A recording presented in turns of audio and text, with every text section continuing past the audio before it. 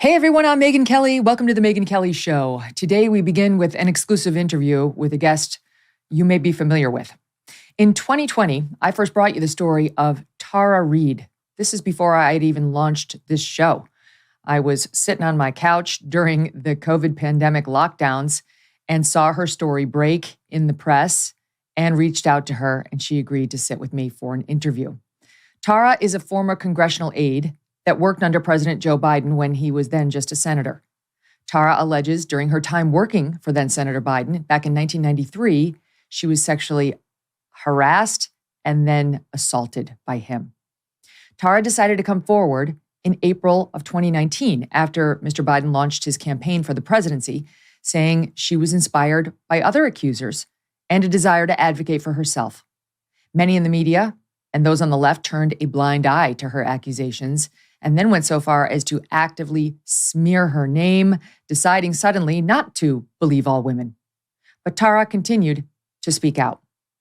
Last month, 2 Republican congressional members said that Tara would be called to testify about her experience with Joe Biden in front of the now GOP-controlled House of Representatives.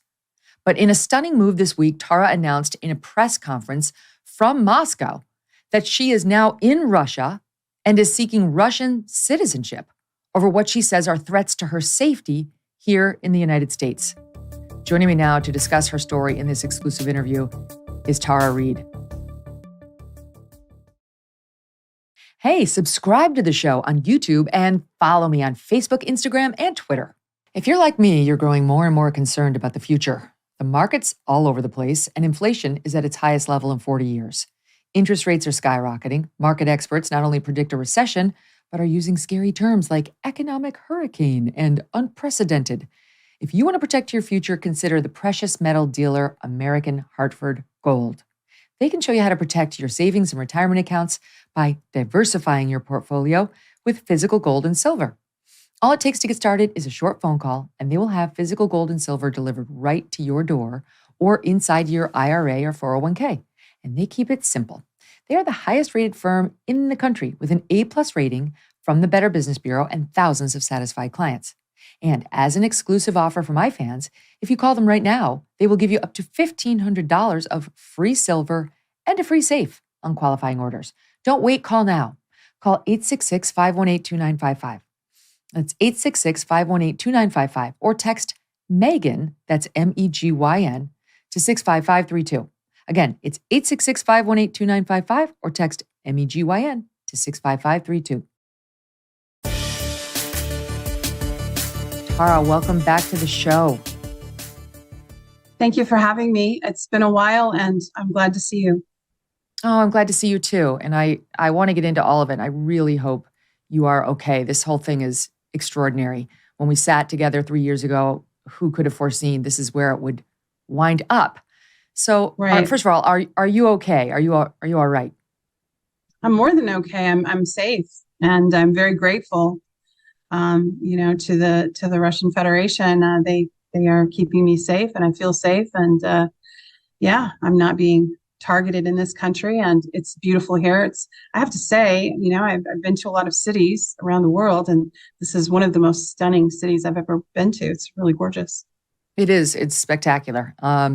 So you did not go over there to flee. You went to Russia when? Well, you had never been. When we met, you said you'd never been there. You took your first trip just recently. So when did you go? Well, to take you back just for a second, I during COVID, which you mentioned, I published a book, and nobody's book that was published during COVID really did that well, to be honest. And so it's been kind of limping along, and I just decided, I have the opportunity to have it translated. And so I was coming here to oversee the translation, and then it was being internationally distributed. And I was invited on an interview for Channel One. And so I was here for about a week. That was the plan originally. And when did you get there? That way too. In late May? Correct. May 20th. Okay. I know that you have a lawyer now. She released a statement this morning saying that the plane ticket was paid for by, I believe it was Russian television. Who paid for it? It was Channel One. Russian television. So yes. Okay. So why did they pay for your ticket to Russia? They wanted me there for the interview, and we discussed my book and my case. Okay. And then where were you staying during that week? I stayed at a very modest accommodation. So yeah, A hotel there or the and home of someone? yeah, in Moscow. I don't really want to say. Okay. No, you don't have to I'm get kind of specific, being but was it? mindful of security issues. No, I understand that. But was it a hotel or was it the home of somebody? Yes, yes. It was just like a hotel, and a very modest one at that. Okay. And so you're over there, and at that time, was your intention to return to the United States? And if so, when? Well, yeah, I was actually coming back probably, it's a couple of days travel because you can't go directly into Moscow, as you know. So it required me to go to another country and then have a layover and then come back. So it was about a 2-day, 11-hour flight from the secondary country. So 5 hours to that country, a flight, and then another 11 hours back to the United States. So I was going to leave that Saturday and be home probably by Sunday night, if I made my connections correctly. So you had a round trip ticket?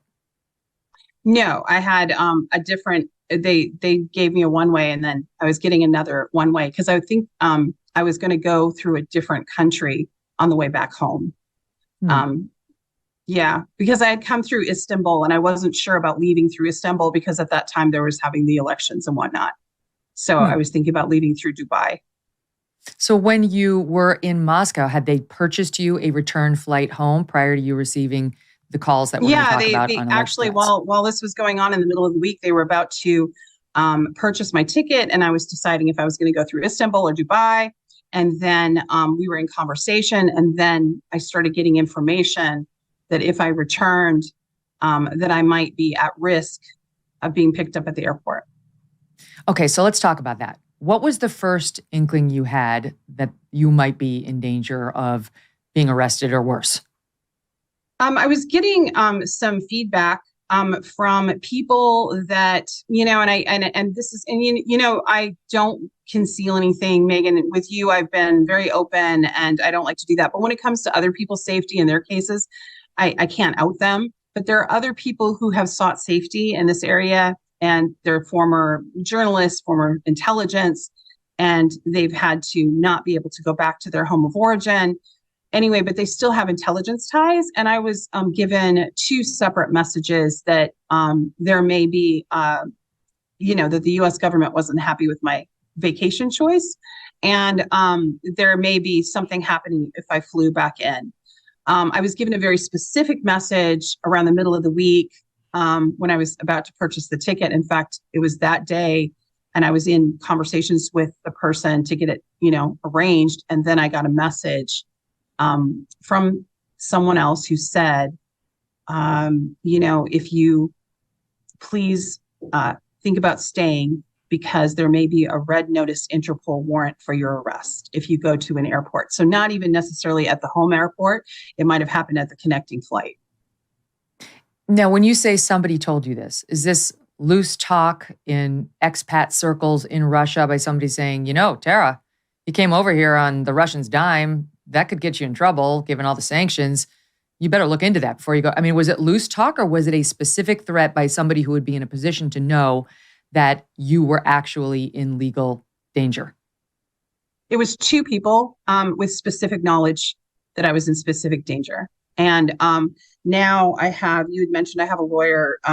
He's an American lawyer. His name is John Levy. And then Radha, who you mentioned, Stirling, is helping with finding out where these warrants are. So she's contacting, and I don't really understand all the process. It's very complicated, Megyn. I know. It is complicated. I have a law degree and you do too, but this is a very specialized area of law, and I'm not really familiar with Interpol international warrants, but there is a mechanism to find out, and we're in the process of doing that now. Right. You're trying to find out whether there is a red notice on you through Interpol, which is an international organization that helps make arrests that when a citizen from one country travels elsewhere and might be a fugitive or a potential criminal. And you're trying to find out whether there is a, quote, red notice for you with Interpol right now. Exactly. And not just that, but I have a case that's sealed by the DOJ that was opened in 2020. And the case was opened by the DOJ and FBI. They pulled all my Twitter communications. That attorney informed me that all of my communications were taken under sealed warrants, meaning that other companies like Google, Gmail, phone, whatever, but Twitter had chosen to go to court to inform me, and they had to make several motions in court to even tell me that there's a sealed case. They impaneled a grand jury. And I thought, because it's been 3 years, it's been since 2020, maybe this was over, because it had to do with, Joe Biden, and all of that. And I thought, well, if nothing happened, maybe that's the case. And what I found out is no, actually, it can sit there for as long as they want, and then they can choose to indict, like they did Julian Assange. His sat there for 10 years, and then they indicted. In my case, it's been 3, and I was advised that that needs to be looked at. I've had journalists try to get that information. I've had a member of Congress. I've tried to look. I've also had, obviously, I've gone through different methods with an attorney to try to get it opened. I have no information, but it's just sitting there. So you believe that you're under investigation right now by the Biden DOJ prior to going to Russia, that this was an investigation open, a grand jury investigation opened looking into something about you back in 2020? Correct. It's been sitting there. And I thought maybe it was over. And it wasn't until I was on this trip that I was informed, when I got more educated about all of this, that no, that it could be indicted, that could be activated at any time. And there was also some other things that went on. When I made my decision, as you know, Megyn, because you've known me over the years, and I'm pretty methodical. I'm not impulsive. I make decisions based on analysis and data points. And I looked at the cases that are and the activity since the election's ramping up, as far as people making threats, all of that thing. And then those 2 warnings that I got. And then there was one more conversation that I had, which I know you want to get to, that put the seal on it, that I made my decision. And I decided to err on the side of caution and not get on that plane.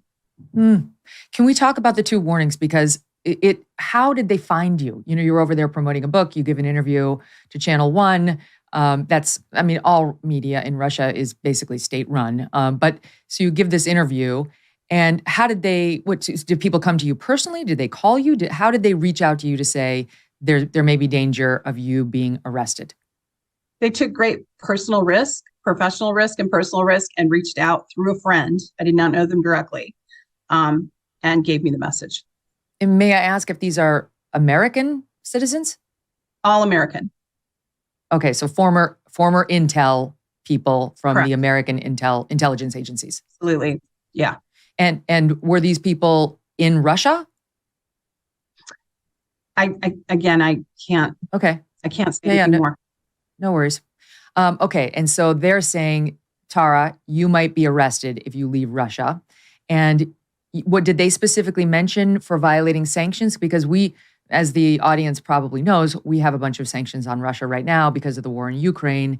And your lawyer was pointing out this morning in her statement, Radha Stirling, one of your lawyers, was saying this would be basically a joke, because the sanctions that are in place right now against Russia would make it inappropriate for companies to advertise on these Russian television stations, to offer professional services to said channels, but do not include a ban on receiving a plane ticket.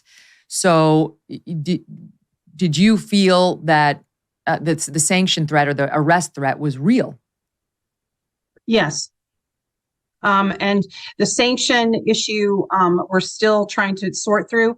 And then I made several phone calls, and nobody seemed to have the answer. And I called lawyers like in New York and DC that had federal backgrounds. And they literally said that some of these sanction laws are pages long. They're relatively new, Megyn, as you know, they're 2022, 2023. So some of them haven't even, really been enacted, or they haven't been, litigated in any way.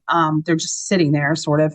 But in my case, I had accepted this plane ticket from Channel 1, and I was told that could be considered a violation. Now, what people need to understand is a violation of sanctions could lead to prison time, like it could lead to actually not just financial penalties, but actual prison. So you've got that potential violation of sanctions, though, your lawyer says that's a bunch of BS. You're not a company advertising. You're a citizen going over with a plane ticket to give an interview. Correct. That's one piece of it. And then there's the possibility of some grand jury investigation, some DOJ action in connection with something else started back here in 2020. On that front, do you believe that the government suspected you of being a Russian agent, that investigation had anything to do with that? Do you recall our conversation when we kind of talked about this? Yes. The first thing, right? The first thing that Joe Biden did when the New York Times called him, apparently, according to Lisa Lehrer, was she asked the campaign about me and about that. And their first response was to send them blogs and statements I made about Vladimir Putin and about Russia that were considered pro-Russia, and inferred that I was a Russian agent. And Edward Isaac Dovere, who worked for The Atlantic, did an article about me possibly being a Russian asset. So it was that wild connection. And you and I had even joked about that, right? On your show, because of how absurd it was. I was this girl who grew up in Wisconsin, lived, born in California, lived all my life in America. And then all of a sudden I'm this Russian asset because I simply came forward about Joe Biden. But we were also in the thick of the whole Russiagate, which has now been proven to be all false, and a narrative that's been overturned, by several outlets, that those were outright lies. And now it's been proven in hearings in Congress. So I was sort of swept up in that. This is so crazy. I want to show the audience this. When we sat together, again, right in the heart of the COVID pandemic, I remember flying out to see you. There was no one in any airport. It was completely desolate. I was like the only person. We met. Yeah. We did our own hair and makeup. It was like the world was shut down, but you wanted to speak and I wanted to hear it. And I asked you about your past writings about Putin. And here's part of that exchange. You've said he's a genius with athletic prowess that's intoxicating. He has an alluring combination of strength with gentleness. His sensuous image projects his love for life, the embodiment of grace while facing adversity.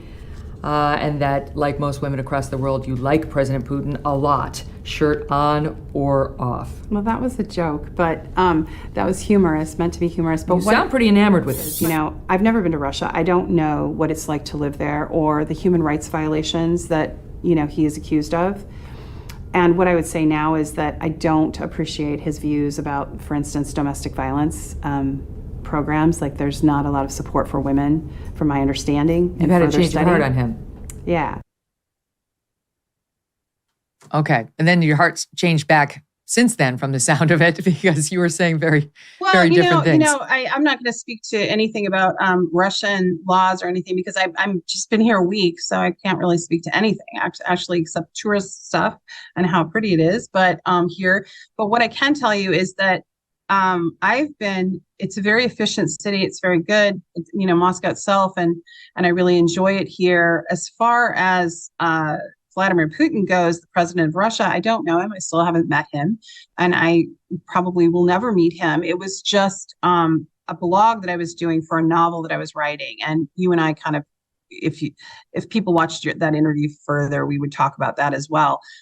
And it's still posted on our YouTube account. People should go back. It's one of the first posts. You should go back and look at it. Keep going. Yeah, but what I was going to say is you should definitely give President Putin credit right now for protecting or taking in people that have no place to go. When you look at the world right now, if there is an Interpol arrest warrant, I literally have no country I can go to for safety except Russia, and I think just a couple others. So there are people here whose only crime may be just to simply tell the truth or to present what's going on in Ukraine, like filming in Donbass and talking to the residents of Donbass about how horrible it's been to have the Kiev regime attacking them, that there are neo-Nazis in Donbass, and that there is the Azov battalions, which are Nazis.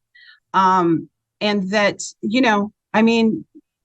So you have people that have been bringing that truth, that have been to those places and talked to the residents that are happy the Russians are there to protect them.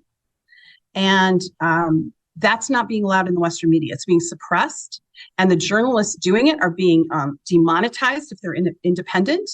They're being harassed. Look what just happened to Kate Clarenberg. Kate Clarenberg does deep investigative reporting, but he's not following the narrative of the Great Britain, or the State Department from the U.S. And they detained him in London, England, and took his DNA and took all his electronics. And he didn't commit a crime. He's a journalist. So, I have to give President Putin credit for allowing a safe haven for people that are trying to, tell the truth. Wow. I understand that's your perspective. It is only part of the story, obviously, about what's happening in Ukraine as children are dying by the thousands. And the tapes are absolutely deeply disturbing. And there are very good reasons to see Putin in a very different way, as a villain, as the aggressor, and as his actions entirely unjustified. That's not the purpose of our debate today. Okay, so we don't need to go there. I don't see him as a villain. I see him, that's simply not true.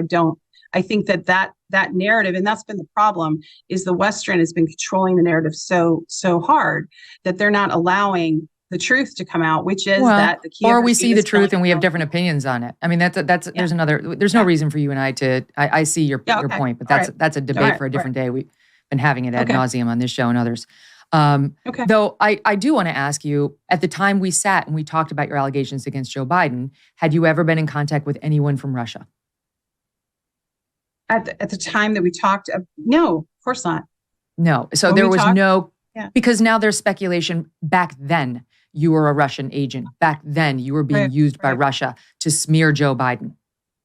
Absolutely not. No, I was writing a novel, as you know, so no. Okay. And you were, when you did a press conference about your circumstances just the other day, you were with Maria Butina, who was convicted here in America of being an undisclosed Russian agent and was sentenced to, I think, 19 months in prison, then went back home and is a journalist over in Russia now. Or actually, she's a representative of the State Duma, which is the lower house of the legislature. And she, when was the first time you met her? I actually met her because, I have a podcast called The Politics of Survival, and I try to bring on stories that, weren't told very often. And the focus of that story, because she wasn't a Russian spy, and there was even an American journalist who did a good piece called Maria Butina, the Spy That Wasn't. I'd encourage people to read that. She was sort of used politically, again, caught up in that Russiagate narrative that Hillary Clinton was rabid about at that time.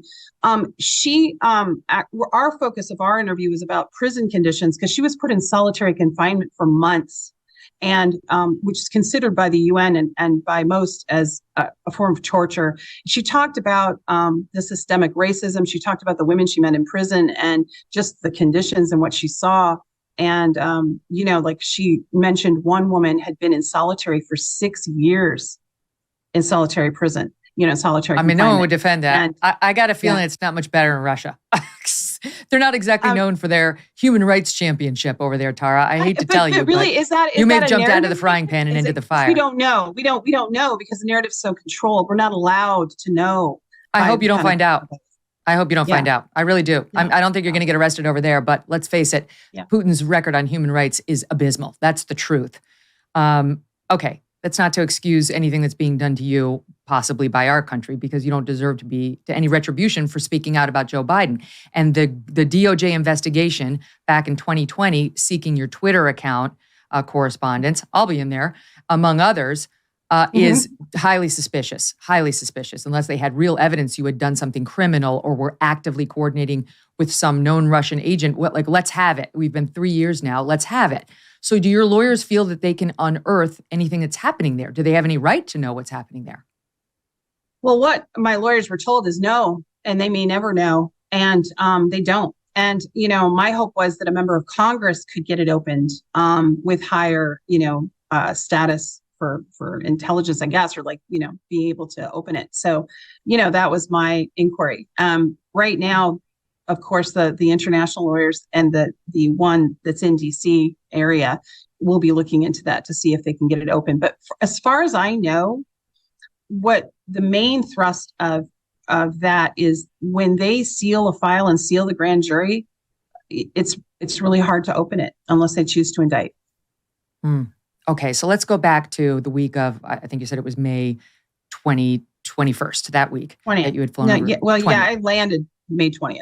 So I left All on right, May the 20th is Saturday, just looking at my calendar. So that, Yeah, you yeah. said around that Wednesday, you got these calls or you were contacted. Yeah, so later in that week. So it would have been, what is that, the 25th or whatever, the 23rd? So it would have been Wednesday's the 24th, after I Thursday's the landed. 25th. Okay. Yeah. So you get contacted and you reached out to Congressman Matt Gaetz's office. Now, the I reason you reached out to Matt Gaetz's office is because Gaetz and Marjorie Taylor Greene, as I said in the intro, were working with you to potentially have a hearing on the sexual abuse allegations against Joe Biden. You're not the only woman to accuse him of harassment. There were at least 7+ who came forward when he was running. Yours are the most egregious, and I should state for the record, he vehemently denies them. So they, as I understand it, Tara, wanted to take you, this is my understanding according to a Matt Gaetz source, their plan, because they had sent a letter to the Senate on behalf of you requesting any and all records relating to your allegations of sexual abuse when you worked for Joe Biden. You told me you did complain at the time, not about the abuse allegation where he allegedly stopped you in the hallway and hurt you, but about harassment that you were enduring at his hand. And you did go, you wrote it down, you made a formal complaint, and yet we've never found those records. And my understanding was that Gaetz's office and Marjorie Taylor Greene's office were they had sent a letter to the Senate on your behalf, seeking any and all records of those allegations. And then they were responded to by the Senate saying, we're going to protect the privacy of Tara Reade. We're not giving you your records because we need to protect her privacy. And that the next move was going to be to go with you to Capitol Hill, where you would sign a waiver in person saying, hello, they're acting on my behalf. I want those records. I've been trying to get those records every way I can. Now I'm going to try to get them through these 2 Congress people, turn them over, and that was the next planned step for you here in the United States. Is that correct? Correct. But I think you could sign the waiver. Yeah. And they were going to hand in the notice, but I did sign a waiver as well online, but it's just a matter of if they, require it. So, but you were going to go in person and do that and then have a press conference to tell people what had just happened. Correct. With Matt Gaetz. All right. So you're coordinating with his office about that possible next move, which may or may not lead to congressional hearings and so on. You're laying the foundation, trying to get your documentation, which you were trying to get back when we talked 3 years ago as well. Yes. And then you fly to Russia, you're promoting your book, those wheels are still in motion back on Capitol Hill. And when you get this warning, you call Matt Gaetz. What happened in that convo? Well, I have to give him credit. I now think of him as quite a noble person because, he didn't advise me. He simply gave me information. I said, hey, look, I told him my information about the warnings I was given about being arrested at the airport or in transit.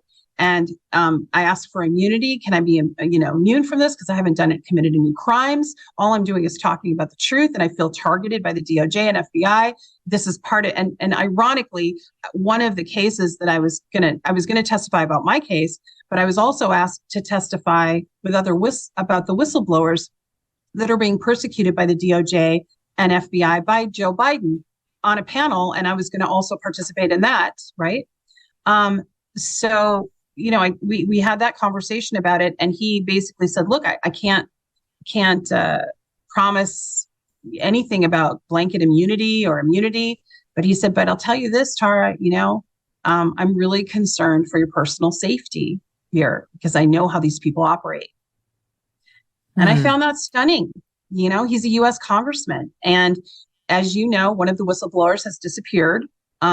And I think as of today, there was new news that they're trying to locate that person, but they are so scared. I guess they are trying to do this from underground, kind of like I'm trying to testify from Russia. But this tells you the mafia state that the United States is in right now under the Biden regime. That we're literally scared. Let me ask you about that. Let me press you on that because does it? I don't know what they've done or what they haven't done, but so far all we have is You interview so many people and you are so good at reading them, right? And people always tell you who they are. Don't you remember when Joe Biden had his mic off and he said, or he didn't know that he had the mic still on, excuse me. And he said on a hot mic, he said, nobody fucks with a Biden. And I mean, who says that? But that's his mentality. And that's how this team works. I have been under so many, and you know how many threats I've been on over the years. No, they've tried to destroy you. The media has tried to destroy you. And the left. And I can't pin it on Biden, but the audience should know that is real. I witnessed that firsthand. The left, the organized political left, went after you with a vengeance and tried to smear you because you'd filed for bankruptcy, looked into your college records, counted up the credits. Did she really quite get over the line on her degree? She held herself out as an expert. Was she really an expert? I mean, you were trying to help domestic violence victims, and they treated you like you were chief abuser of truth. And look, that's what they do, but it was such a juxtaposition from Believe All Women that it was absolutely telling. So I validate that whole experience for you. And it's also true that the Biden administration has been targeting its enemies for sure, from parents who speak out at school board meetings, who get the FBI potentially involved on down. We've covered all of that. But here, what we have as proof is two people we don't know who you say were former American intel, who said, be careful, there might be an Interpol red notice on you that could lead to your arrest for violating sanctions. Matt Gaetz saying, I don't know. Maybe he's saying, I don't know, but I know how these people operate, and I hope you're safe. That's not exactly proof positive of the Biden administration doing anything to you.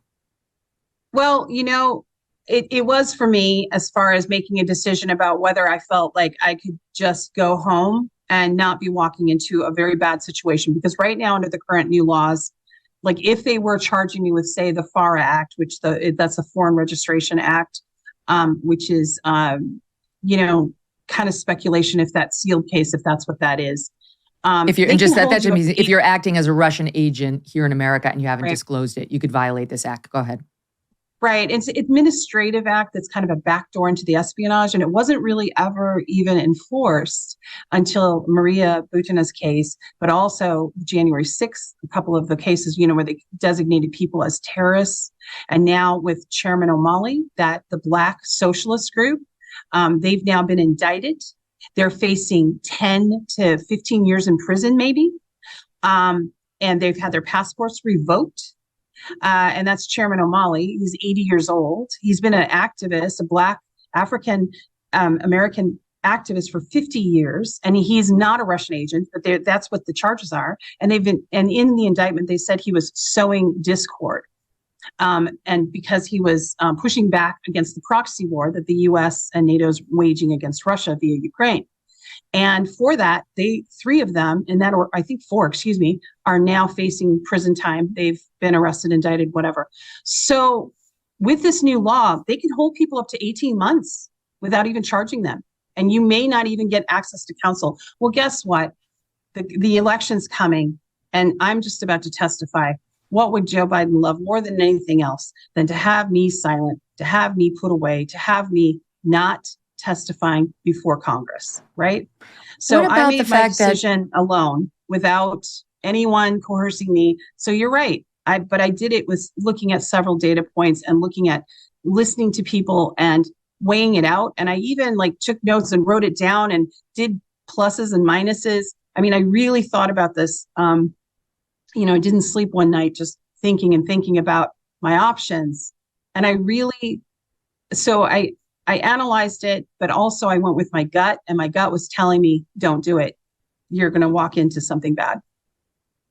We reached out to Congressman Gaetz' office to try to get confirmation of this conversation. We were unsuccessful in getting any comment on that, though a Matt Gaetz source told us that he did express sympathy to you when you called him. No ownership well, he's of a target, suggesting. and I don't want him to become a target again because he was honest with me, because he could have said, yeah, Tara, come on, get on that plane. And then I would have had a different fate. But by the way, did he know you were going to Moscow? Did he know? I told him exactly where I was. He asked where I was. But did he know that you were going before you went? No. Okay, so you called him up. He says, "Where are you calling from?" And you say, "I'm in Moscow." I mean, that must have been a moment. I'm in Moscow, Russia. My God. Was there, like, as a human, was there like a holy right moment? People are like, what? No, he just said, he knew I explained that I was there for the book and for an interview, and that I was trying to get the translation done. And it was going out to not just Russian, but it was going out to French, Spanish, Italian. It was going out to all different, being distributed internationally. And we should say, give me the name of the book again. I have it here. Unfortunate. I think he said, I can't remember his exact words on that but I think he said something like, "That's unfortunate." And then I think he said something like, "Well, I can't go there because it's sanctioned." And I said, "Well, apparently I can't go either." Something like that. But other than that, he focused more on what he was trying to do to further the investigation into Joe Biden. And that was his focus of his conversation. And then Tara, he gave me the name of the book again, just so people know why there's interest in it. Sure. It's Left Out When the Truth Doesn't Fit In. And it's about this whole experience you're talking about. Yes. And I'm having to add 3 chapters. So this will probably be a chapter. At least. Okay. So you're over there. You decide, can I just say though, I know from our previous dealings, you have a daughter who you absolutely adore. You have all these pets who I know you're like a diehard, lifelong animal lover. Yes. I mean, it's not, what about your daughter? What about Michaela? Yeah. It's been horrendous to make that decision, and I'm going to get emotional. I miss her. But I'm not going to do her any good if I'm in a cage, and she wouldn't see me anyway. And I feel like I'm so targeted right now, and I feel so unsafe in the United States and how it started amping up, and the election hasn't even really started in earnest, and Joe Biden apparently is running, that I don't feel, that I can go back safely. And I feel she might be at risk because I'm in that proximity. And, it's hard. It's the hardest decision, one of the hardest decisions I've ever made in my life. But, and I miss my pets desperately. And it was sudden. So I'm still scrambling to try to sort everything. But all I can tell you is that somehow there's a piece inside me that I know I avoided something really negative. And I refuse to be intimidated and bullied and pushed out by Joe Biden from trying to get justice. Now, and I say that knowing I might not get personal justice, right? But I at least want to be able to testify under oath in Congress about what he did and see an investigation. I don't even care anymore at this point of the results.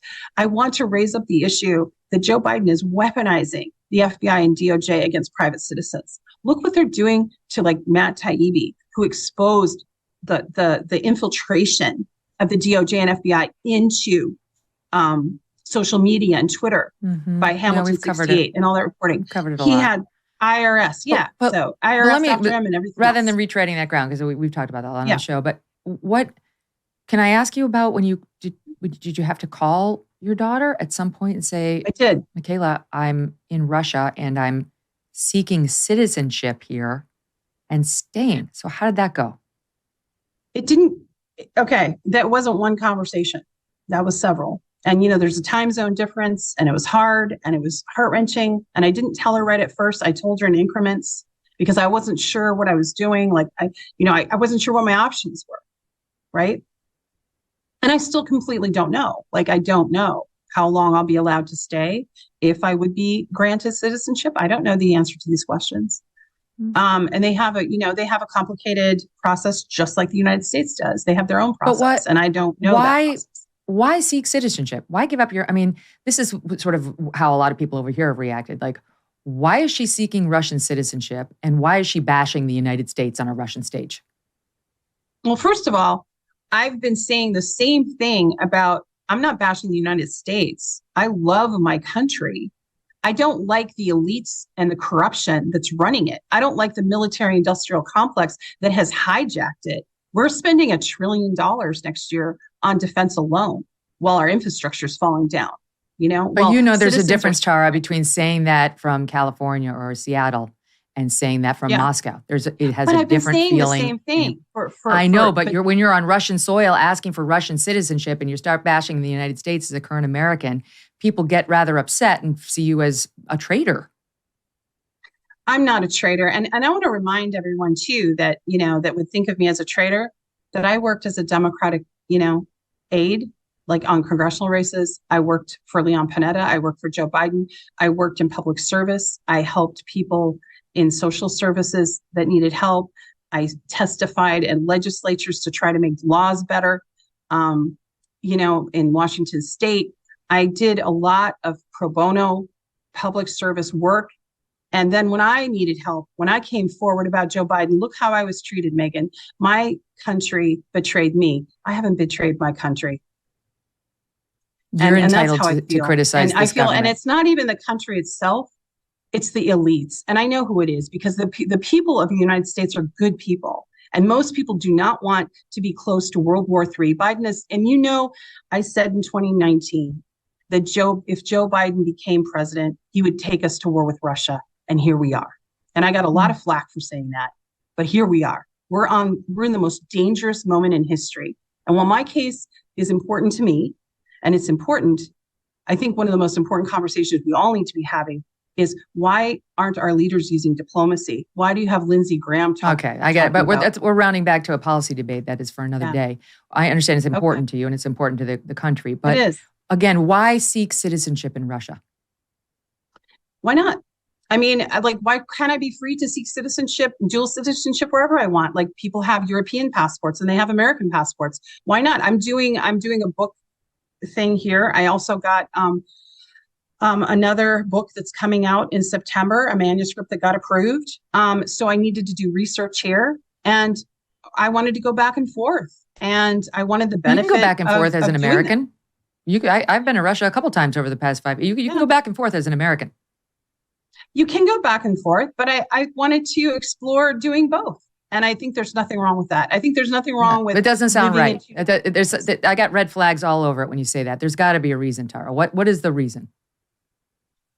The reason is that I personally find this country beautiful. And for the first time, I felt safe and I felt free. And I wasn't feeling that in the United States. And I think that the geopolitical world is changing. I think that it is becoming a multipolar world. I think that the East is becoming strong and economically, and I think there's opportunities.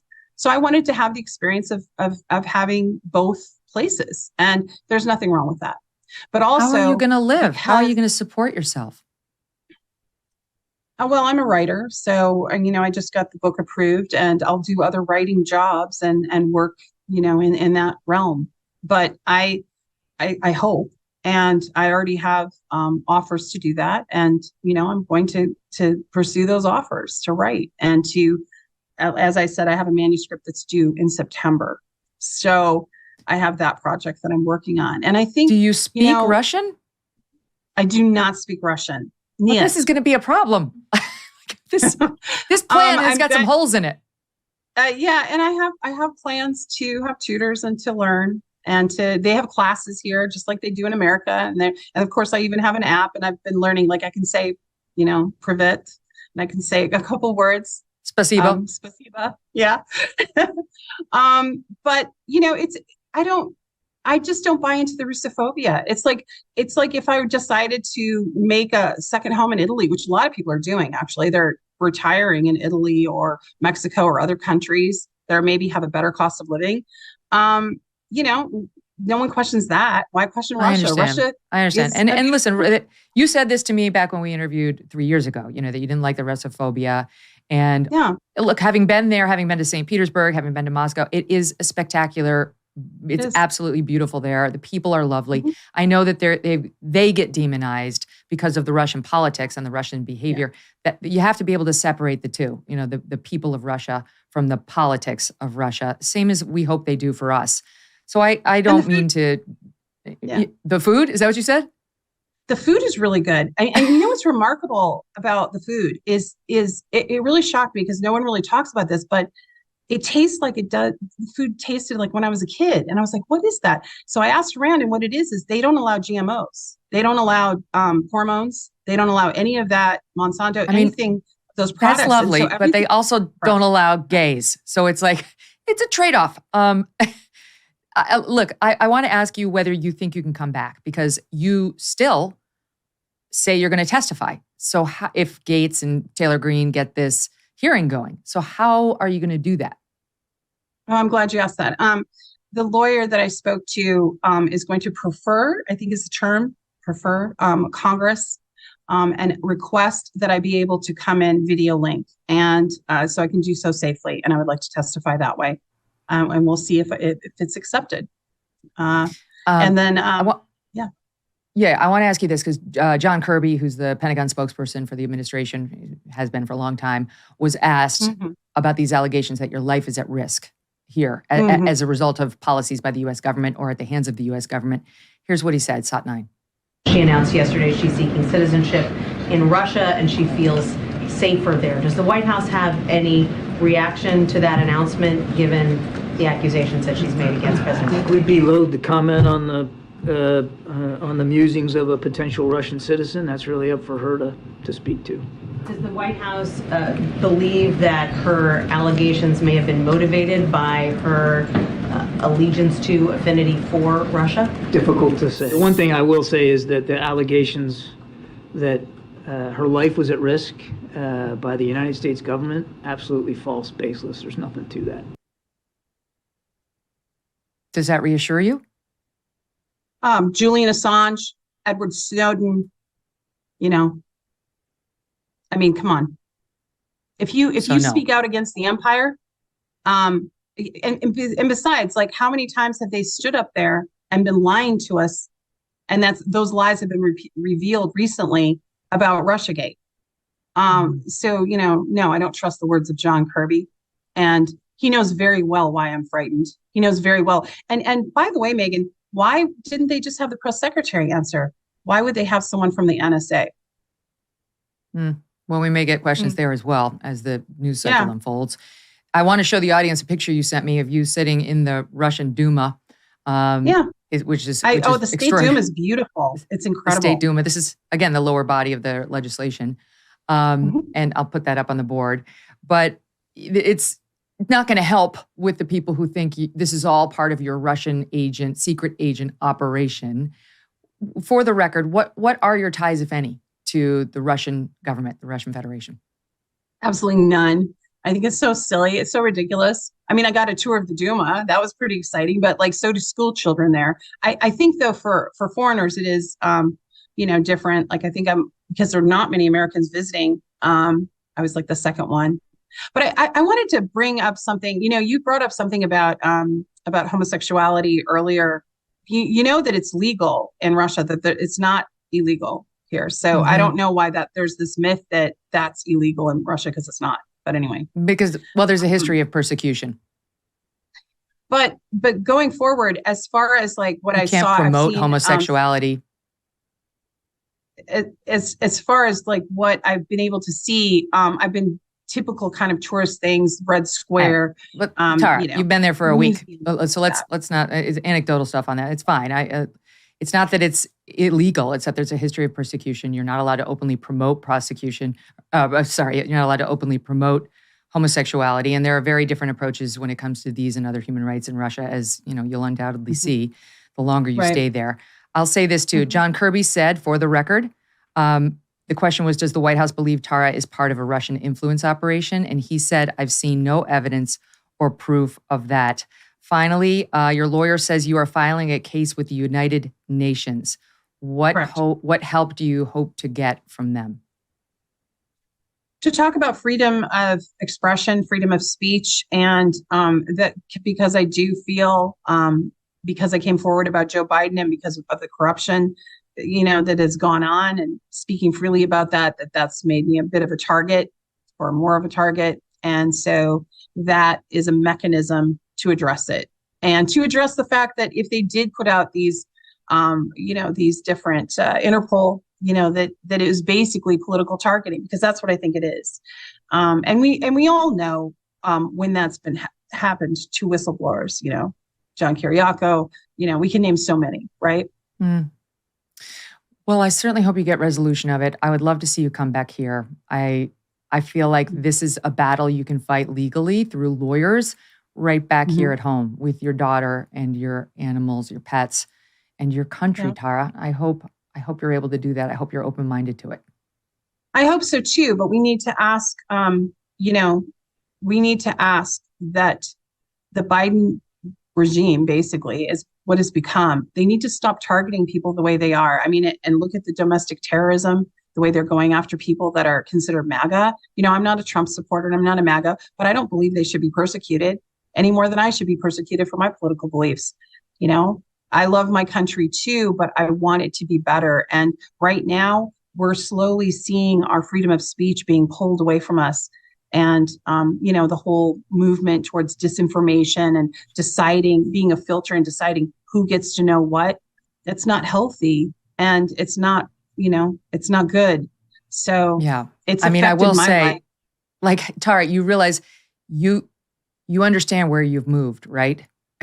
In terms of the citizenry being targeted, not being able to access information. I have never. Wait until you try to access the internet. Wait until you try to do a Google search on Putin's background. Things are very different over there. And you may come to learn firsthand that, as I said, you've jumped out of the frying pan and into the fire. Our two countries are vastly different. Let's bring it back, though, to the fact that Joe Biden was a U.S. senator and I was a U.S. Senate aide. He raped me in the U.S. Congress. It had nothing to do with Russia or any other foreign country. I try to get help. I try to come forward. And instead, I'm being sidelined and being silenced. And when I try to go through a process of testifying, I get targeted. And he's weaponizing the DOJ and FBI, not just against me, but others. Your particular circumstances, I understand. But there is no comparison when it comes to human rights on the record of the United States of America and the record of Putin's Russia, period. I, as you know, I wish you all the best. I want to stay in touch, and please let us know how you do with all of this. All right. Thank you very much. Thanks. All right. To be continued. When we come back, Greg Jarrett from Fox News is here. He's a lawyer as well. He's going to talk about this, his new book, and much, much more. In a startling description, the UN food chief warned the world with the words, "knocking on famine's door." He called what we are facing a perfect storm of a perfect storm, and he is not alone. A Barron's report says a food shortage could be coming, even in the U.S. Farmers see it too. John Boyd Jr., a fourth-generation farmer, recently said, "We're going to see empty food shelves in the coming months." And that is why, for many, getting survival food is considered more important than ever. Create your own stockpile of the best-selling 4 Patriots survival food kits. It's not ordinary food. We're talking good for 25 years, super survival food. Hand-packed in a family-owned facility in the USA and giving jobs to over 200 Americans. They have different delicious breakfasts, lunches, dinners, and you can make these meals in less than 20 minutes. Just add boiling water, simmer, and serve. Right now, for the next few days, viewers will get 10% off their first order at 4patriots.com by using the code MK. Go to 4patriots.com, use code MK to start your stockpile today. Here with me now to react to my interview with Tara Reade and much, much more is Fox News host and legal analyst and old friend of yours truly, Greg Jarrett. Greg is out with a new book titled The Trial of the Century. And it's not about O.J. Simpson. It's about something else, which we'll get into and which has a lot of lessons for what's happening right now in the United States. Greg, so good to see you. Hey, it's great to see you, Megyn, and congratulations on your wonderful show that is so popular. And I'm, grateful that you have me on. Oh, thank you. You look amazing. You look the same. You don't age. Hey, I'm 2 years away from 70 years old, which I'm dreading, but not possible. It's kind of you to say so. Oh, all right. So I know you've been listening, and Tara Reade there, it was, tense at times. She made a lot of allegations. She said at the top that she only had a one-way ticket to Russia, which is kind of interesting. She went on to say all sorts of positive things about Putin and Russia's human rights, which was a bridge too far. But what did you make of the crux of her allegations here? Well, I was glad to see you challenge her. We learned some incredibly interesting things. For example, the food in Russia is great. You can't beat that borscht. Um, she seems to miss her pets more than her daughter, which I thought was interesting. Look, when you're Definitely not. I know attending she loves her daughter. She misses her daughter. when you attend a Sputnik event with Maria Butina, who Enquirer, I recall, magazine referred to her as the International Woman of Whoopee, convicted Russian agent. When you're doing all of that and you're claiming that you're there because Biden was going to put you in a cage, what you have done is put yourself in one gigantic cage with wolves at the door. I mean, Russia is one of the most oppressive societies on earth. Their human rights abuses are just egregious. I mean, they put political dissenters in, the gulags. People still disappear in the dark of the night if they dare to voice opposition to Vladimir Putin. Look, I've been to Russia. I know what it's all about. It is not the place of refuge. It is a place of, frankly, of evil. Now, look, there's some great parts of Russia that are worth visiting. And as you pointed out, Americans are free to go there. We have American businesses who've set up offices there. You've got more than 100,000 Americans working in Russia and so forth. She's entitled to go there, but applying for citizenship and claiming that she's only there because she'll be put in a cage by Biden in the United States, sorry, but I don't buy that.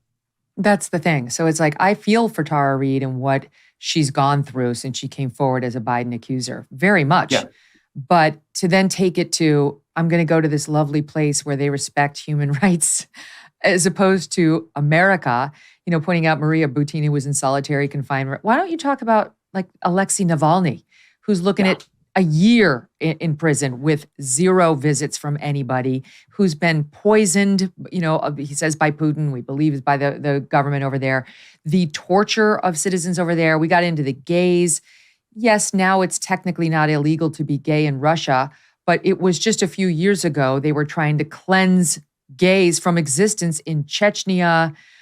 You're not allowed to openly praise homosexuality or describe it as normal over there. We could go down the list of what they do. And not to mention, like when I was there, the Russian citizens were saying to me, we can't get outside information. They shut down the websites. So we can't, and just in the Ukraine war, Greg, they shut down Telegram because Telegram would not comply with the Russian mandate that it open up all of its user files to the Russians, give them the keys so they could see the private communications of all Russian citizens. I mean, this is the kind of thing they do over there. And she's been there for a week and is kind of saying like, it's so pretty and the food is so good and I'm home. Yeah, wait till she spends a Russian winter. And she doesn't speak any Russian. Yeah, Gabaro Poruski, maybe that's about all she knows how to ask. I sense that she will pretty quickly come to regret her decision. And likely will reverse course. It can be a very lonely place there for an individual such as herself. But she's intelligent. I mean, your conversation was in ways interesting.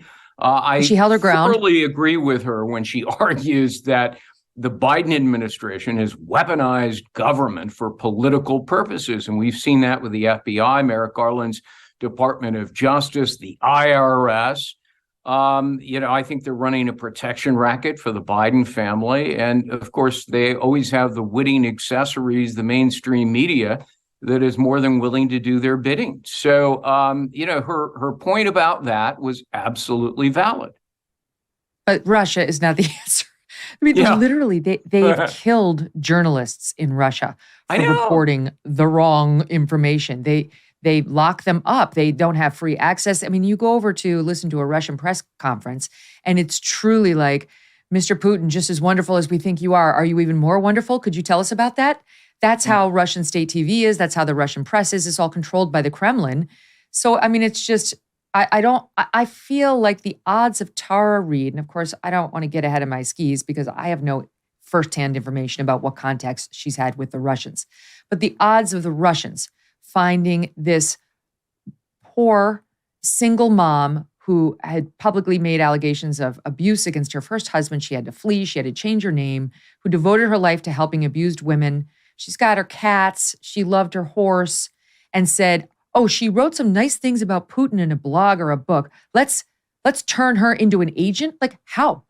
Who is she going to exploit out there in her house in California for information? It makes no sense. To me, what makes more sense is they're taking advantage of a woman who's been all but destroyed by the vicious left and media in this country and preying on her fears to lead her to believe something is afoot at the hands of the U.S. government. Yeah, I think you put your finger on it, as you always do, Meg. And I think that's a pretty fair analysis of what's going on here. And I do fear that she's led a troubled life, but she is now being manipulated. And she doesn't see it. And you tried your best to sort of point it out to her.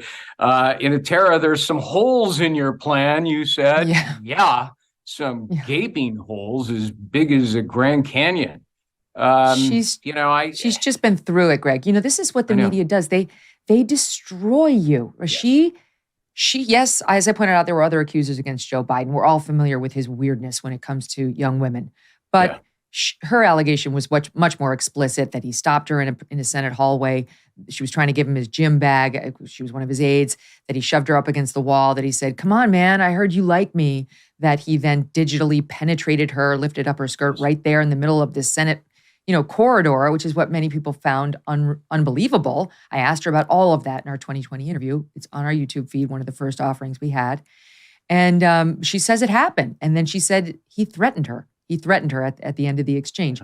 So the media turned. She had to be destroyed, Greg. Whether she's telling the truth or not, she had to be destroyed. No, and we certainly saw that unfold. And I do have empathy for her. I have no inside information about the truth of her accusations, but she was certainly treated different by the mainstream liberal media than comparable accusations toward Donald Trump. Or Christine Blasey Ford.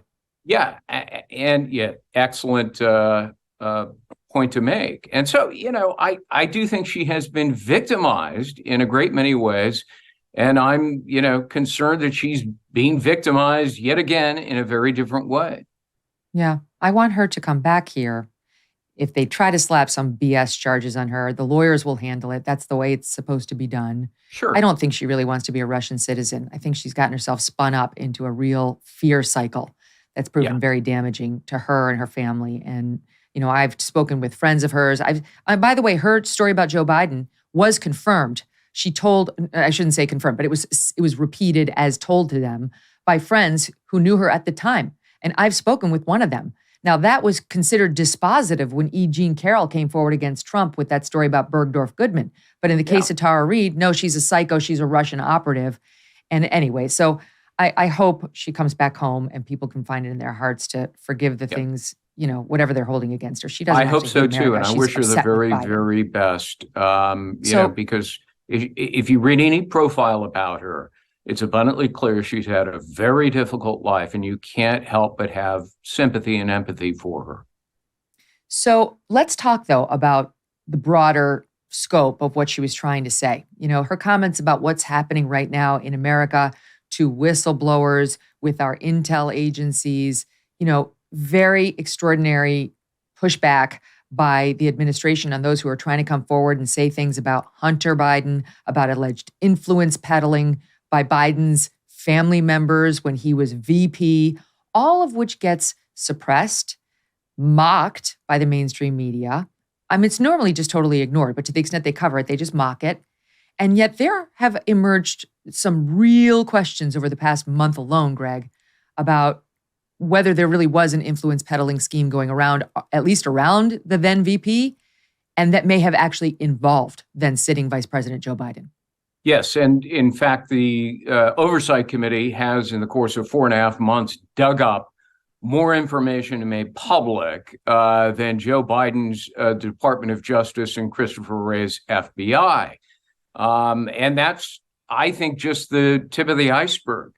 They disclosed $10 million flowing into, some 20 shell companies and LLCs that was then shuffled around throughout a bunch of them and then distributed to, up to 9 members of the Biden family. Now, there were a lot of questions.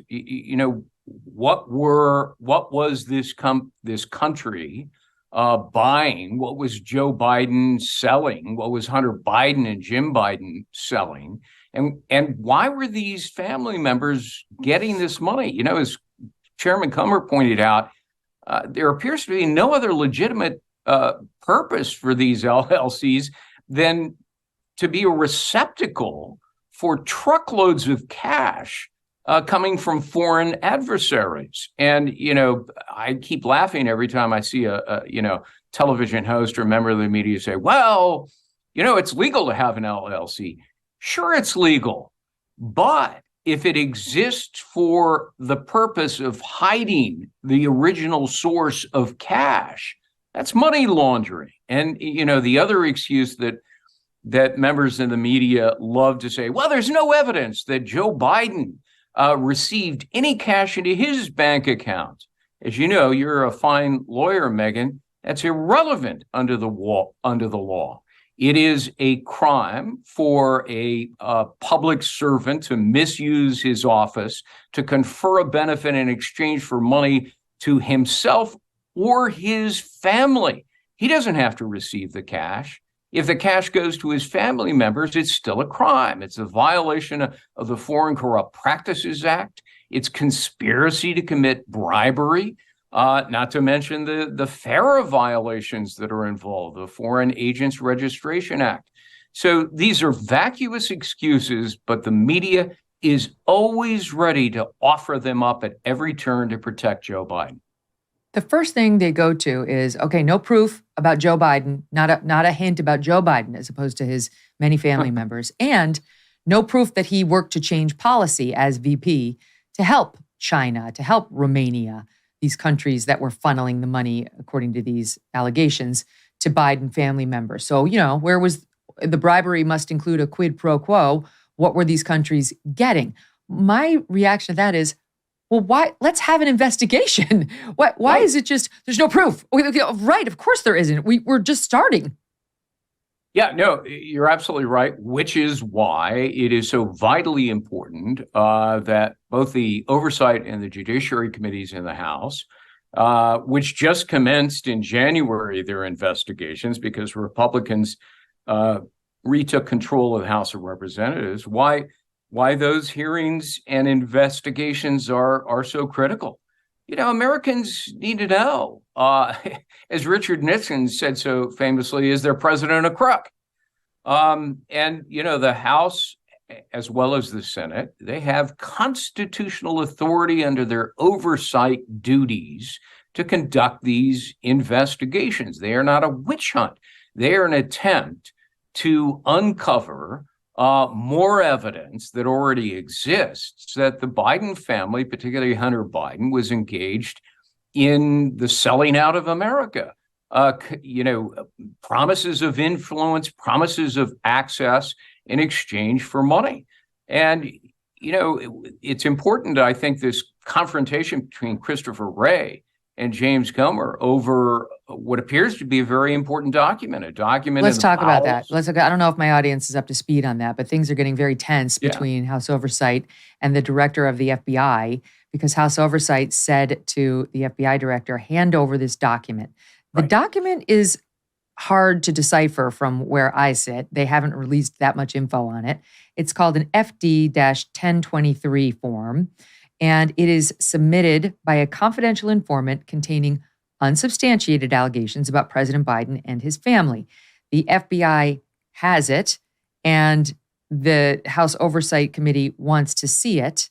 And Christopher Wray has not even been confirming that it exists, that he has one of these confidential informant documents alleging misdeeds by Joe Biden himself and family. He hasn't been confirming it even exists until now. Now he finally, as the House was zeroing in, pushing him, saying, we've given you a subpoena. You answer to us, give us the document. He said, you can come here to review it. So now he's confirmed it does exist. And the House is saying, that's not good enough. You can't make us come there to review it. The FBI is saying, no, it involves a confidential informant, so you got to come here. Otherwise, the name could get out. And House Oversight is saying, no, that's not okay. And we will hold FBI Director Christopher Wray in contempt of Congress if he does not fork over the document, which at least we now know exists. So what are we supposed to glean from all that? The FBI is taking the position, trust us.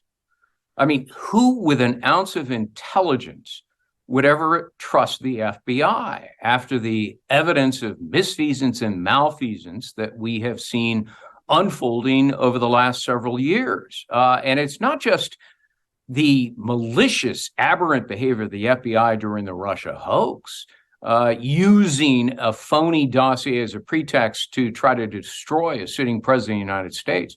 No, it's more than that. It's the FBI directing and pressuring social media companies to censor a story to help Joe Biden get elected. And it succeeded. And you've got, a whole host of whistleblowers lining up to talk about how the FBI buried incriminating evidence of Biden family influence peddling schemes, put it under lock and key with nobody able to see it. So, when the FBI says, oh, we looked into this allegation in the 1023 form and there's nothing to it, I wouldn't believe Christopher Wray for a moment that the FBI exercised due diligence in properly investigating. And that's why James Comer and the Oversight Committee aren't trusting the FBI either. They've squandered trust. Trust is earned.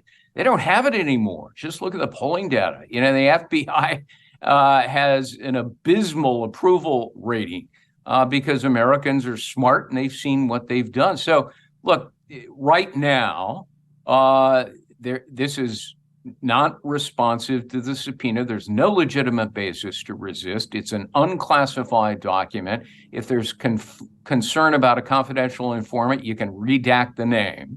But there are two choices here. Criminal contempt of Congress or civil contempt of Congress.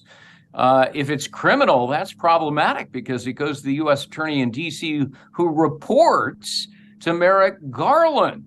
And that U.S. Attorney was appointed by Joe Biden, who is the subject of the disputed document. Oh, my gosh. And, the person who would be held in contempt also reports to Joe Biden and Merrick Garland. Merrick Garland won't do anything about a criminal contempt. So the alternative is civil contempt. You file a lawsuit, you go to a federal judge, and if you're lucky and find an impartial one, he might just well order Christopher Wray to cough up the document that Congress is entitled to have. Let's talk about this document. Is this the same document that Comer was touting about 2 weeks ago, saying, there is a document. It came from a whistleblower who is saying that they might be able to prove bribes, that Joe Biden accepted bribes. This is the same document that they're arguing over right now. It is. It is a document, if you could just put it into one sentence, that is based on a reliable, confidential informant that the government has used before to the government's benefit. And he says there was an agreement, a bribery agreement. Joe Biden would institute or confer a policy decision in the United States that would benefit this foreign government in exchange for money. As I say, that's bribery. It's also, as you well know, selling out to a foreign government if it's supported by evidence. That's a big if. We don't know that, granted you. But if it is, it's also an impeachable offense. Remember what that is: treason, bribery, high crimes and misdemeanor. So bribery is a basis for an impeachment proceeding against the President of the United States, even though the action took place when he was vice president. Just so I'm clear on where this came from. So that allegation was a whistleblower, some whistleblower came forward and said, I've got it. I got this document, and this document has information from a confidential informant that allegedly shows a bribery scheme, including the then Vice President Joe Biden. And then Comer, the head of oversight, went on with Maria Bartiromo, and she asked him about this document and so on. And he told her that they could not track down the actual confidential informant, that the whistleblower, I think he knows the whistleblower and like the person who turned over the document, Right. but that he couldn't track down the actual confidential informant making the allegations inside the document, and said, look, these guys don't tend to want to, be on the front page or be all that findable because they're operating inside of the intel world. And then it made then people were mocking Comer, like, you lost the confidential informant, you're such a dope. That's not really what happened at all. He's saying, how am I supposed to find essentially this spy who's producing the document? I only know from the whistleblower that there is a document, and I want to see the document and have the FBI investigate whether any of this is true. Which justifies the subpoena, which was duly authorized by Congress. They're entitled to see it. They're entitled to know it. Christopher Wray is essentially saying, well, you can come over here, maybe a handful of people, and, we'll put you in a skiff and maybe we'll show you the document. I'm skeptical of all that. But again, the subpoena is duly authorized. And in my judgment as a lawyer, and I don't know if you'll agree, but you're a great lawyer, you got to comply with the subpoena. Got to comply. Steve Bannon had to comply with the subpoena, was held in criminal contempt when he didn't, and was prosecuted for it. So, you can't have it both ways, that it's only enforceable against a Republican, but not, against, a Democrat or somebody that Democrats embrace. Now, Maria, was asking him about, you could bring forth maybe the whistleblower, you could do something. And Comer had some thoughts on what's been happening to whistleblowers right now, coming forward with allegations against Joe Biden or top officials in the administration or Joe Biden's family, what have you, because we have a whole separate investigation into Hunter Biden and his alleged crimes when it comes to taxes, when it comes to guns, et cetera. And there have been whistleblowers there who are saying that they're slow rolling the investigation into Hunter on those. So we have a bunch of whistleblowers. And there was an interesting exchange, and this is kind of what Tara Reade was talking about, on what's happening to the many whistleblowers. Listen to this. 9 of the 10 people that we've identified that have very good knowledge with respect to the Bidens, they're one of 3 things, Maria. They're either currently in court, they're currently in jail, or they're currently missing. So it's of the utmost importance that the FBI work with us to be able to try to identify what research they've done, what investigations they've done, because we have people that want to come forward, but honestly, Maria, they fear for their lives. I'm sorry, but that does go back to what Tara Reade was saying, that she sees herself as a whistleblower, that she doesn't trust this administration, and she doesn't want to be in one of those 3 categories he just listed. Sure. Look, James Comer knows a whole lot more than he's disclosing, and in fact said so last night on our air. I suspect he has a pretty good idea of who the confidential informant is, but he is worried about the backlash, the punishment, the retaliation that many of these whistleblowers have faced. And all you have to do is look at the FBI whistleblower who came forward, and his entire team that was investigating for years the Hunter Biden IRS case, failure to pay taxes, tax fraud. They were removed from the investigation after he blew the whistle and said the Department of Justice, Joe Biden's team, was interfering and exercising political favoritism and slow walking an investigation that has now gone on for more than 5 years. So, it's self-evident that it's been slow walked, right? How do you explain a 5-year-long investigation of Hunter Biden and his influence peddling and his tax fraud and so forth in the face of overwhelming evidence on his laptop alone, and no criminal charges have been brought. Charges against people who broke the law on January 6th were brought very quickly. Somebody on our air last night said, so quickly, in fact, that some of them have already been convicted and served time and been released. Right. And yet Hunter Biden, nothing. Absolutely nothing. So I will say for the record that, again, Kirby, responding to questions about Biden corruption, weighed in. This is what he said. There was a Harvard-Harris poll this month that found that 53% of the public, including a fourth of Democrats, believe, quote, Joe Biden was involved with his son in an illegal influence peddling scheme. There's, of course, evidence that the president interacted with his relatives, associates from China, Mexico, Kazakhstan, Russia, and Ukraine. So what do you say to the majority of Americans who believe that the president is himself corrupt? Wow. Can I take that question? The president has spoken to this. The president has spoken to this, and there's nothing to these claims. How does he know? How does he know? And can you believe the snickering by the White House press corps? Yeah, of course. They're on Joe Biden's side. They are, as I described earlier in our discussion, witting accessories to the cover-up and the protection racket that's being run. Joe Biden there's nothing to it. He's already spoken about it. Joe Biden has consistently said that he knew nothing about his son's business deals overseas and was not involved. Really?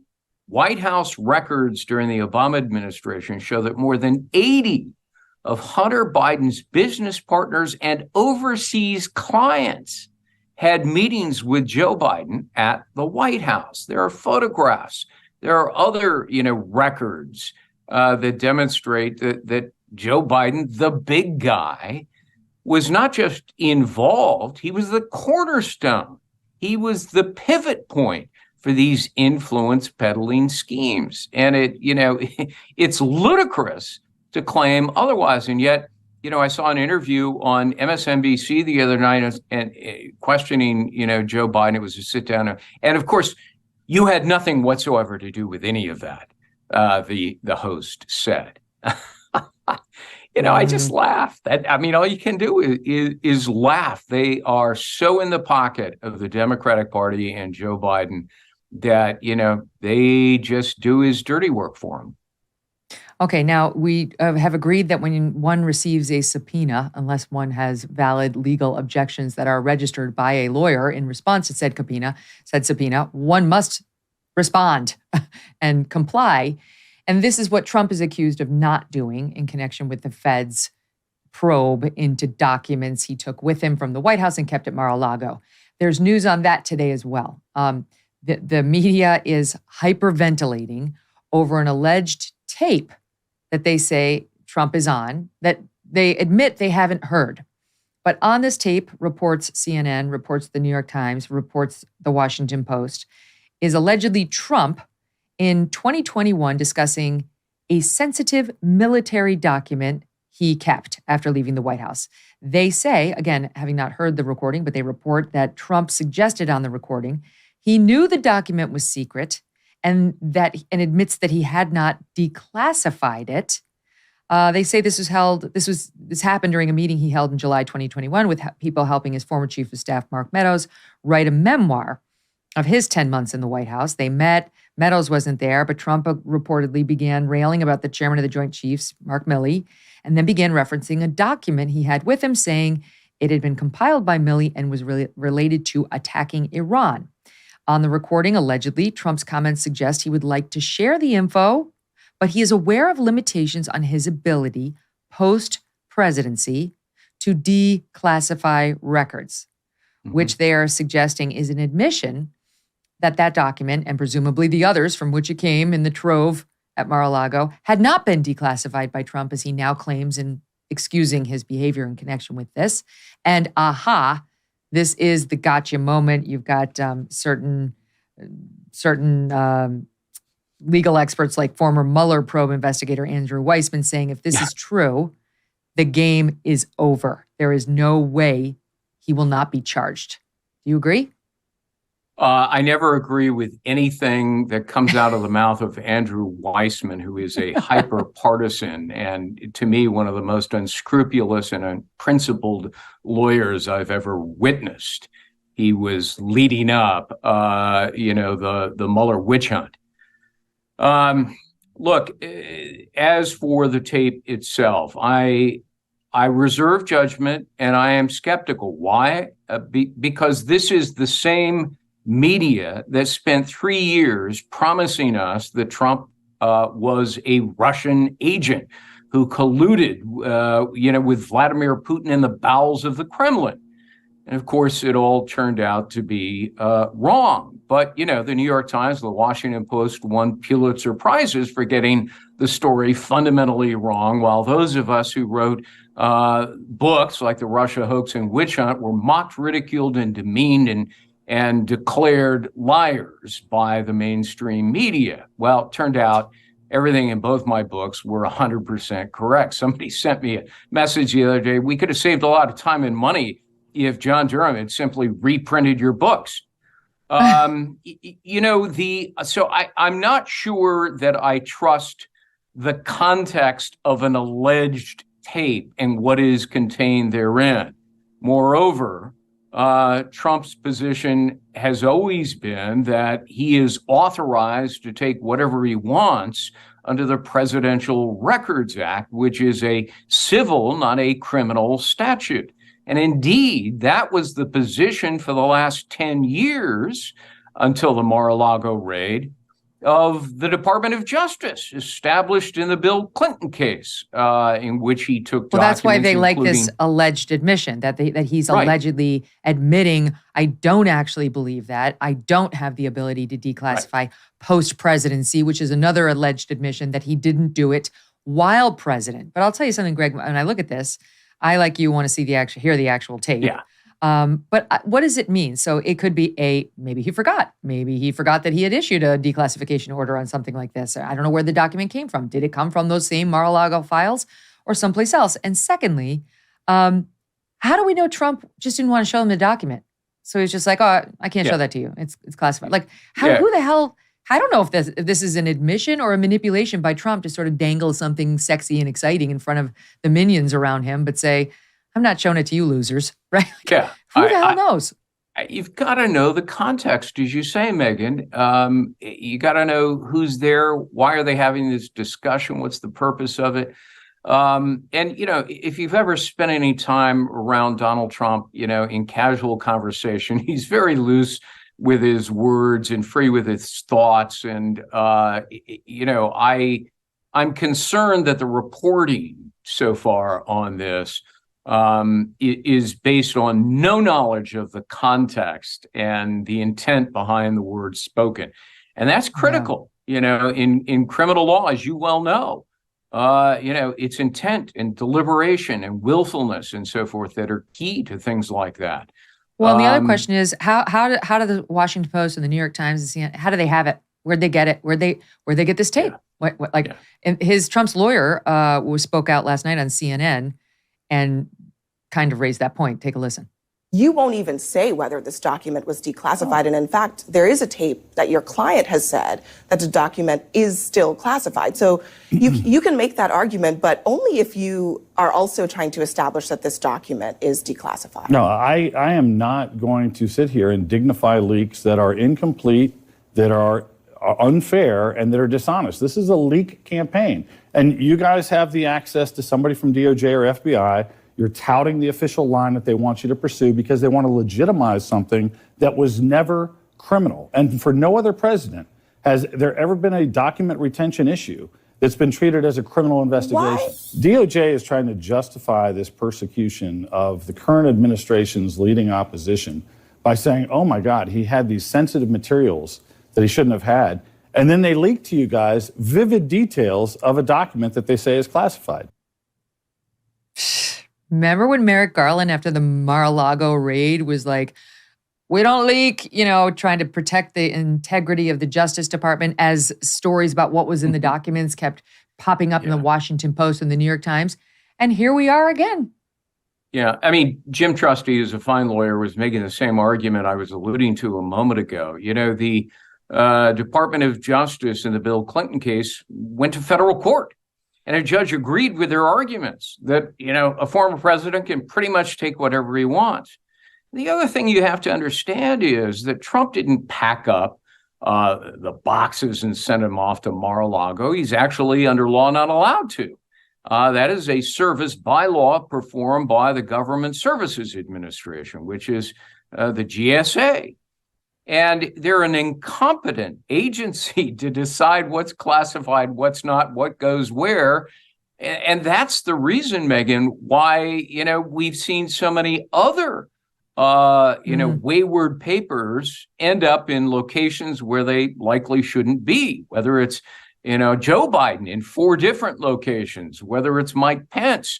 We saw it in the Bill Clinton case, Barack Obama, apparently. That is a system that needs to be fixed. But the overriding point here is that Merrick Garland decided he was going to criminalize a civil statute, the Presidential Records Act. The proper remedy under the law is, if you're not getting documents you want under a subpoena, you go to a civil judge and you file a motion to compel production of the documents. You don't turn around and send a phalanx of armed FBI agents under a warrant that was overly broad to a former president's house to seize the documents. And there were people reportedly at the FBI, top officials, who told Garland, you really can't do this. He offered to give us everything we want. All we have to do is go back there and take them. But that foiled Garland's plan. He wanted to criminalize a civil violation. This is so much sexier. And, the Democrats think it's their ace in the hole, this investigation and the other criminal investigations that they're launching against him right now. All right, stand by. More with Greg Jarrett coming up, including his new book, The Trial of the Century. I love this.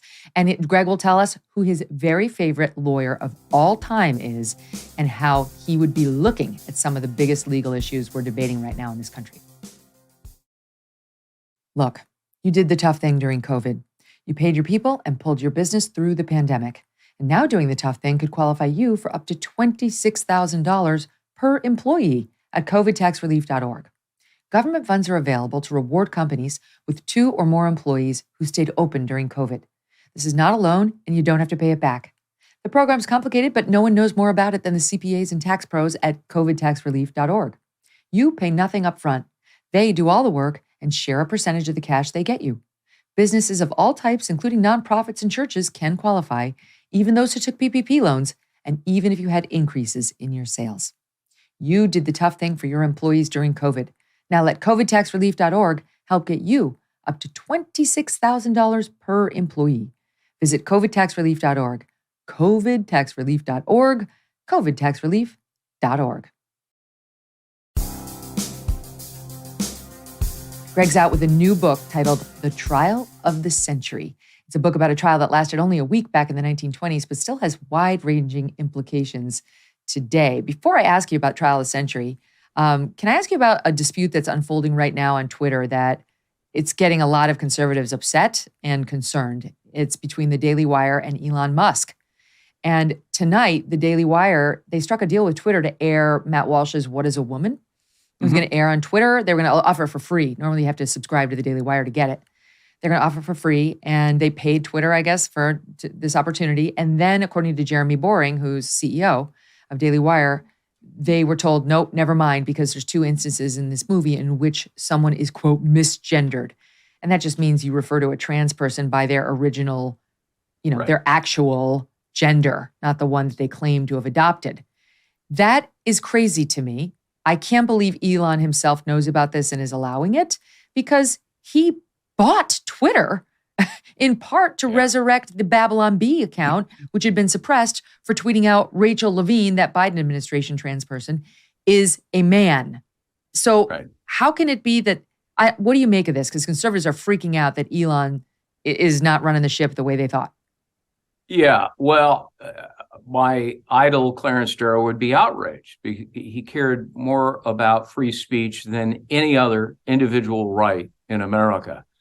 And Elon Musk has arguably betrayed the free speech principles upon which he, decided to buy Twitter because it was being abused. Conservatives were being shadow banned.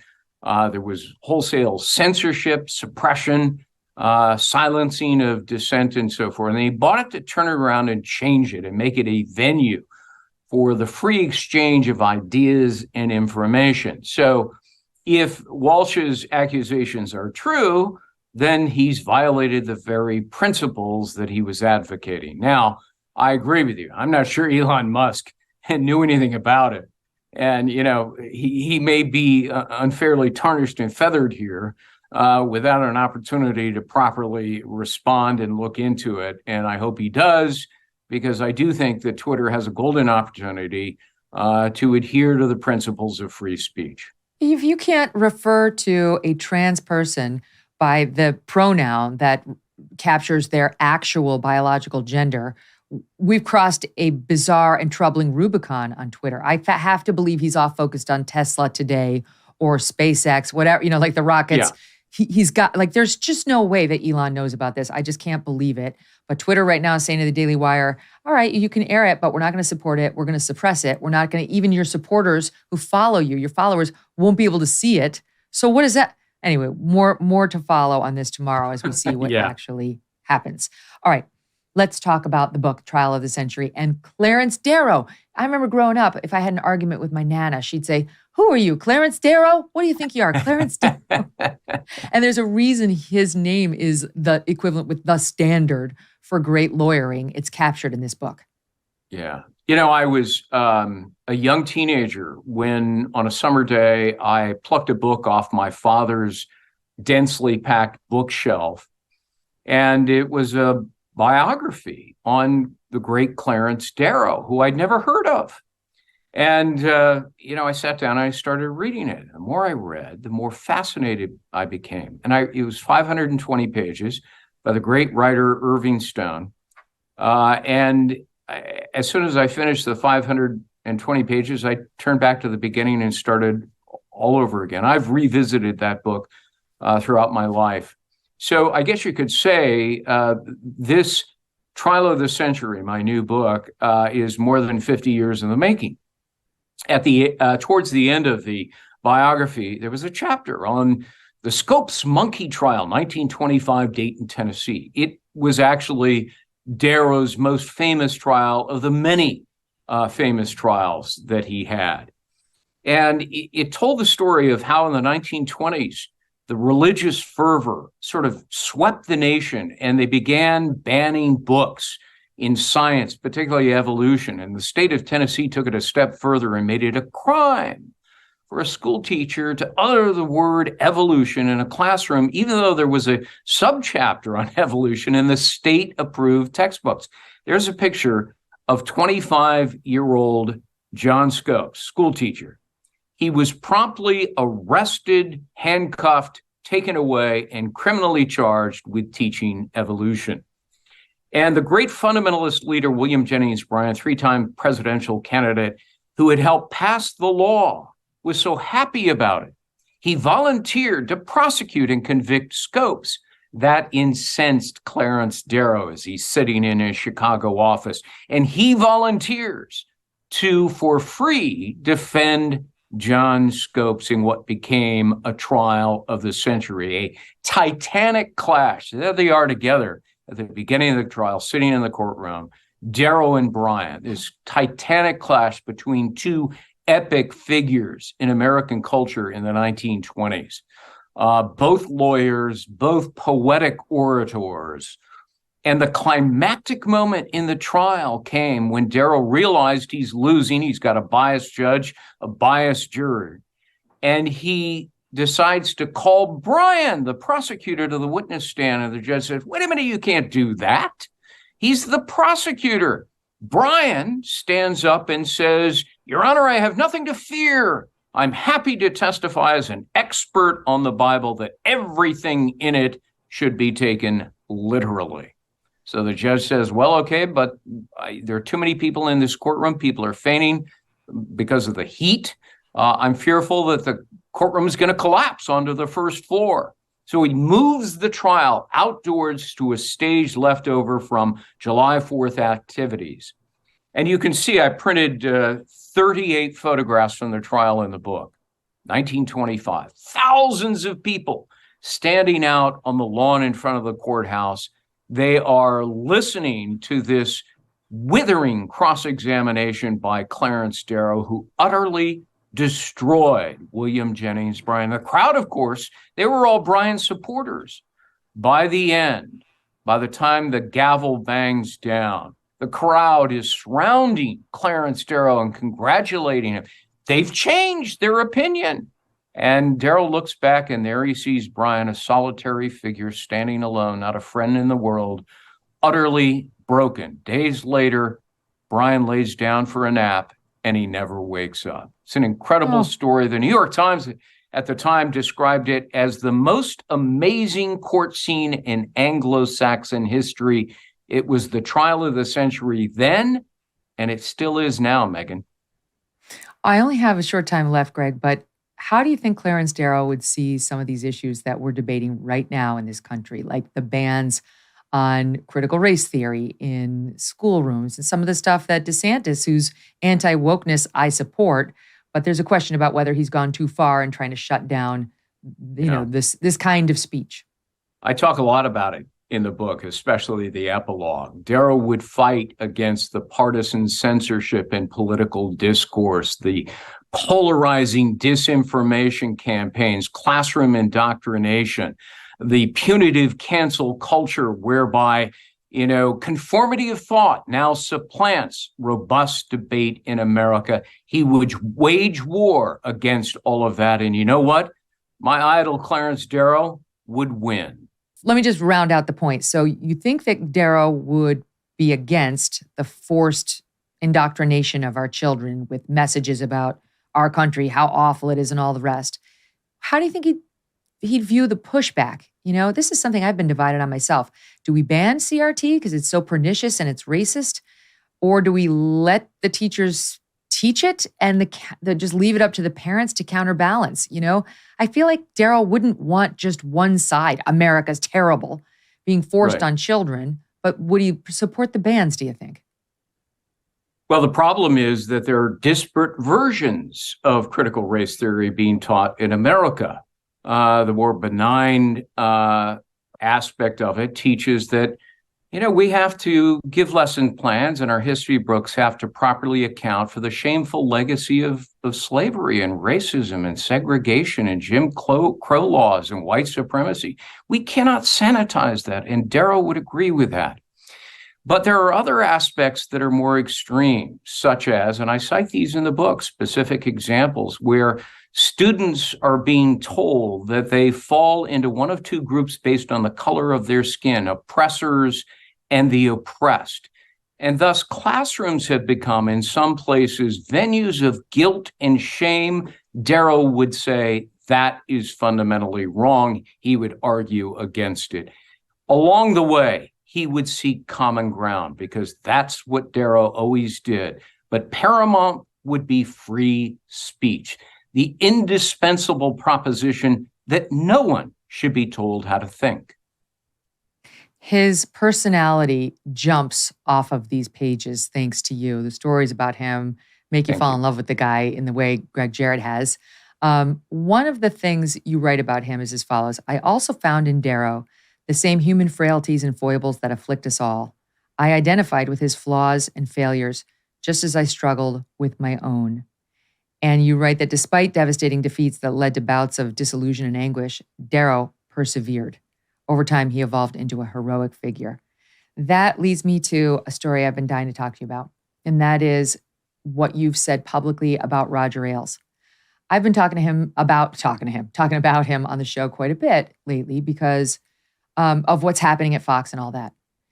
But I have been quick to point out that despite Roger's flaws, which have been, of course, well documented, the man obviously was a television genius, but he also had a huge heart. And your story that you've spoken about publicly is one of the ones that's always stayed with me about the goodness of Roger Ailes and how he was such a complicated figure. And I wonder if you'd be willing to talk about it here.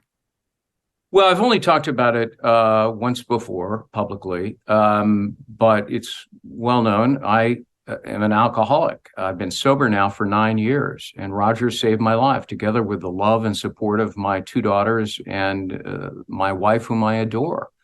But Roger could have given up. What people don't know is you contacted Roger and said, you need to help Greg. And Roger was already doing that. And then I was away for 3 months at the Betty Ford Center, getting the treatment I so desperately needed. And you sent me the kindest letter I've ever received. You took the time in longhand to send me a letter, which I still have. And that lifted my spirits and sustained me in my recovery process. And it was really one of the kindest acts anybody has ever conferred on me. And God bless you for doing that. Oh, you're I so still sweet, have your Greg. letter, and I will keep it always. I'm so touched by that. No, I don't want to make it about me. Like, I know, feel, but people should know how thoughtful and kind and generous you are. And you know, Darrow cared about humanity and charity and decency. Those were the principles he embraced. I didn't care that he was a liberal or agnostic. I'm neither one. It was his values that mattered to me, and it animated my own. And, you know, in many ways, you're just like Darrow. You care about people, Megyn. Oh, well, you know what? It takes one to know one, Greg. You were always so kind to me at Fox through everything, thick and thin. And the story with Roger really embodied, I think, why a lot of us enjoyed working there for so long and enjoyed working for him, you know, warts and all, because when you fell down, he was there. He viewed it as a we problem, not as a you problem. Right. And there's just so few bosses like that out there today. There's so few who would see somebody who was faltering and arguably embarrassing the channel and say, let me help. Let's tackle this together, as opposed to, you're done, 10-foot pole between us. And now, having had, you know, other bosses past Roger, I see it all in an especially appreciative way. Yeah, absolutely. You know, he called up my wife and said, don't worry about a thing. The checks will keep coming. We're not going to pull the financial rug out from under you and your 2 lovely daughters. Roger's wife, Elizabeth, you know, said, would you like me to come over and sit with you? You know, these are the same Christian values that Clarence Darrow embraced, albeit as an agnostic. And you know, you gotta love somebody like that. Yeah, I know. It's complicated. You know, we take the measure of a man not by his lowest moment, but by the lifetime contributions to this earth, to our country, and so on. And I want people to remember that about him and about all of us, hopefully, you and me included. I'm so glad to have you here and see you looking so well and doing so well. Thank you. Good luck with the book. Thank you. Trial of the Century in bookstores nationwide and available online. And I appreciate your taking an interest in the book and your willingness to talk about it. I'll come back anytime. It's great to see you, my friend. Good to see you.